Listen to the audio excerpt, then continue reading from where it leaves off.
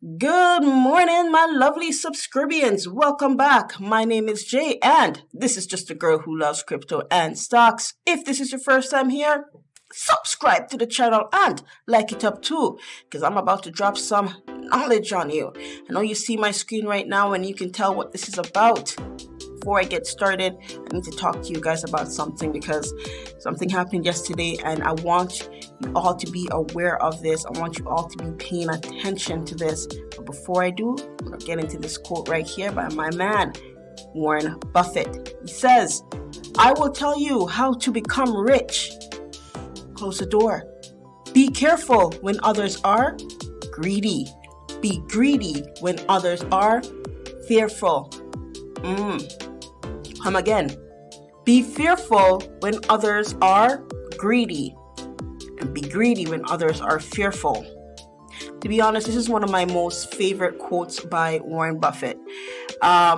Just coming into investing, like about 2 years ago, I started back in early 2020, just right before the small crash happened. And when I started investing, I was doing it all wrong. I was stock picking because I thought I was a Warren Buffett, and I was going into a lot of things that some of the companies I chose, I didn't necessarily understand their business model. B, I followed the hype, so I bought a lot of EV stocks. I bought a lot of technology stocks, and I bought a lot of SPACs. And yes, I even fell into the meme picking stocks. And now I'm circling back, and I had to do a lot of readjustment on my portfolio, mainly because I had to remind myself why I started investing in the first place. I wanted to invest to ensure that I have a better future. I wanted to invest because I was tired of what I was doing. I had some money, but every time I would put it into the bank and try to save it, once I did that, that was it. I'd find a reason or excuse just to go in there and try to use it. And 99.99% of the times, always, ever only buying liabilities. Never truly owning any assets of any value that was working to benefit me in any ways. And if you find yourself like that, you need to come onto my channel right now. Let me walk you through my investment journey. And before I get further into it, let me remind you that I am not a financial planner. Nothing I say is financial advice. This is strictly me speaking of my own experience and on my own journey through investing. I have been investing on my own now, doing it by myself, DIY, and my brokerage that I use currently is Simple. Soon I will be choosing another wealth brokerage, just because I always believe that you should diversify in where you put your money. Never ever just have your money in one place, and again, it just reduces risk. Anyways, this quote came to me this morning because of something that happened. And maybe you guys heard of it, maybe you haven't, but I wanted to show it to you. Okay, so I'm going to go here. So most of you guys may know this company, Apple. Perhaps you have a product, perhaps you have right now, you're watching me on Apple TV. Maybe you have an iPhone, maybe you have a MacBook, maybe you have one of their wearables or headphones. At some point in your life, you know someone who have an Apple product. And this phenomenal company had a disappointing quarter yesterday. And I really wanted to come and touch on it this morning before the markets opened up. I believe right now their current price pre-market is $148.36. But I wanted to touch on it because of what Warren Buffett said in his quote right here. Be fearful when others are greedy. Listen, some companies are going to have rough quarters. Some companies are going to have rough year. Apple isn't one of these companies though. It can have a rough quarter, and that's it. But I want you guys to check the numbers, because you're going to be hearing a lot of mainstream media saying, Apple's a big miss. But Apple's one of those companies that they just keep coming back and they just keep delivering. Why? Because they have an awesome customer base. They make awesome products that keep their customers coming back. Now we know what happened to Apple, okay? They had a supply shock. They had the whole thing that happened in China with Foxconn, and they missed the delivery for their latest iPhones last December. So they've been suffering quite a little bit. So we are well prepared, and I believe the market is well prepared. However, when you read news like this, Apple GAAP EPS of $1.88 misses by 7 cents. Revenue of $117.1 billion misses by $4.5 billion. People get worried. Ordinary individual investors, they log on to CNBC News or any other news media website and they see things, Apple misses their revenue quarters, and they get worried and they panic and they sell, and they don't understand the fundamentals of what a great company is. Apple is one of those companies you just don't sell. They just keep coming back and they give you more and more and more. Now, yes, they had a miss. I absolutely agree. But the miss, it's so small. It's so relatively small. I don't understand why the stock dropped. But I guess panic. Panic sets in and people sell. Institutional sell, and it brings out the fear in individual investors like myself. And they also sell. But I will tell you, don't sell. Don't panic. Because Apple is a $2.3 trillion company. It is the largest market cap share of a company. Okay? The stock market pretty much runs on Apple. And I'm not saying that just to boost up Apple. I'm just saying by its fundamental purpose, its strong customer base, it's going to come back. And when it does, you want to be ready to take advantage of the opportunity. That's why I gave you this quote right here. Be fearful when others are greedy, but be greedy when others are fearful. That last part, be greedy when others are fearful. When many people are here selling, I'm going to be buying. Let's take a look at what Apple did yesterday. Apple press release, Q1 GAAP EPS of $1.88 missed by 7 cents. Revenue of $117 billion.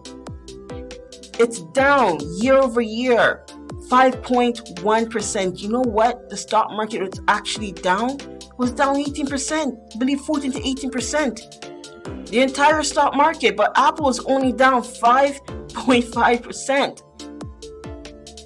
It installed base crosses 2 billion active devices and hits its all-time high for all major product categories.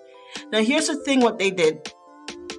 The Apple's board of directors has declared a cash dividend. What other technology well, I can't say it's a phone company, it's more like a tech company, is giving a revenue? Amazon doesn't give a revenue.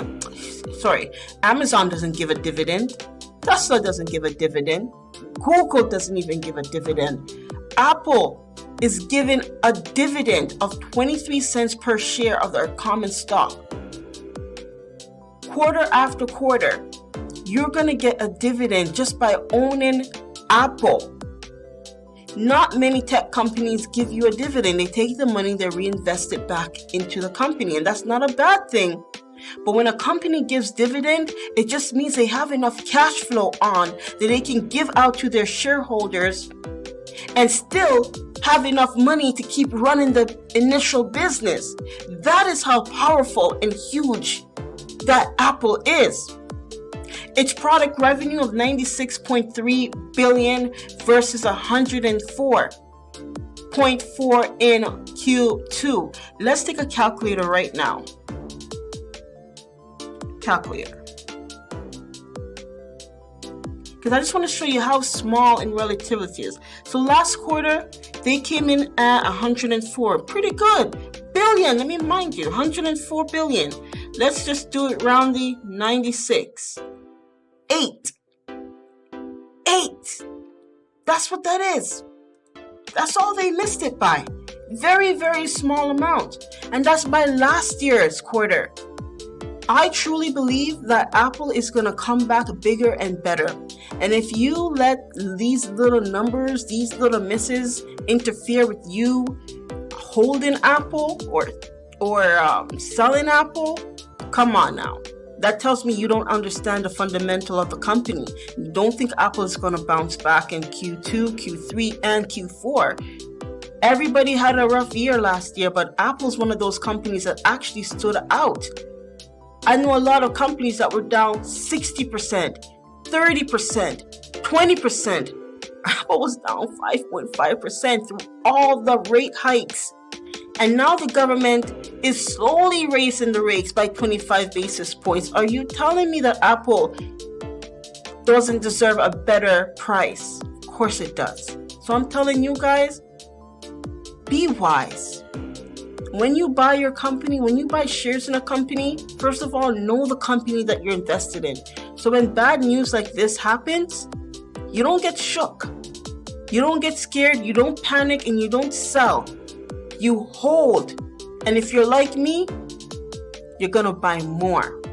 But instead of buying it here at the US price, at 147, the market is currently open right now, I choose to buy it here. The Canadian Depository Receipts. If you don't know what these are, they work exactly like ADRs.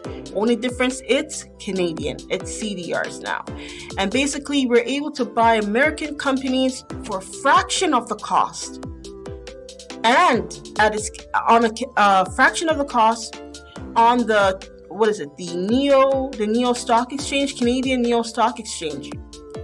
And it is hedged, protected against the dollar and the fluctuation. So anytime you go and try to buy an American stock on a New York Stock Exchange or NASDAQ, any type of American stock, you always have to pay a foreign exchange fee, which make it more expensive, especially if you're buying individual stocks like Apple.